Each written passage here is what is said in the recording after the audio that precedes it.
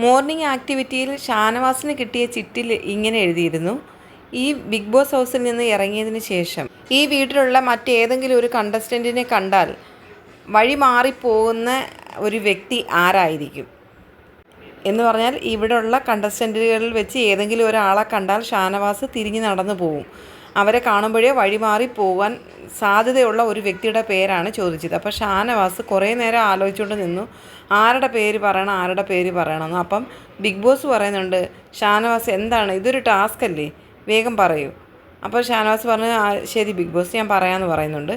അത് കഴിഞ്ഞിട്ട് ഷാനവാസ് ചിരിച്ചുകൊണ്ട് പറയുന്നുണ്ട്, ഞാൻ അങ്ങനെ ഒരു വ്യക്തിയെ ഞാൻ പേടിച്ചിട്ട് വഴിമാറി പോകുന്നെങ്കിൽ അത് ലക്ഷ്മിയെ മാത്രമായിരിക്കും. കാരണം ലക്ഷ്മി ഒരു പുരുഷ വിരോധിയാണെന്ന് ലക്ഷ്മി ഇവിടെ വന്നപ്പം മുതൽ പലപ്പോഴും പറയുകയും പ്രവർത്തിക്കുകയും ചെയ്തിട്ടുണ്ട്. ഞാൻ കിച്ചണിൽ തന്നെ വളരെ ഭയന്നാണ് ലക്ഷ്മിയുടെ ഒപ്പം നിൽക്കുന്നത്.